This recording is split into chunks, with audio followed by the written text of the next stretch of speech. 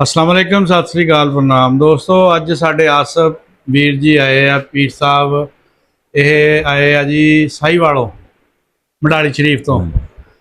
ये साडी डिस्पेंसरी अज वेखण आए आ स्पैशल। इन्होंने उमरे ते जाना सी, कहंदे सी यार जांदे जांदे नाले तुहानूं मिल लांगे ते नाले तुहानूं तुहाडी डिस्पेंसरी जिहड़ी है ना Nanak Farid free dispensary Sikh fellowship के तावन दे नाल बनी है।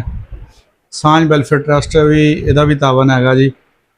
ये अपना देखण आए आ, विजिट करने। डॉक्टर साहब तो चले गए क्योंकि 12 बजे तक बैठे रहंदे आ। ये अपना अज पहुंचे जी साडे कोल आसफ पीर साहब। आसफ साहब किदां? बिल्कुल नासिर भाई मैनू ना इन्हां दा बहुत अच्छा लगा जी, जेहड़ा अच्छा। तुसीं रखिया नानक फरीद। हाँ जो तुसीं मैनू दस्सिया सी ना, ਉਹਦੇ बड़ा दिल खुश होया ना सुन के। अच्छा। एक दिल नूं ना ਸਕੂਨ ਜਿਹਾ ਮਿਲਦਾ, हाँ ਸਾਂਝ ਮਿਲਦੀ ਆ। ਪੰਜਾਬ ਦੀ ਜਿਹੜਾ ਪੁਰਾਣਾ ਪਿਆਰ ਮੁਹੱਬਤ ਸੀ ਨਾ, ਸਾਂਝ ਸੀ। हाँ हाँ हाँ ਇਸ ਨਾਲ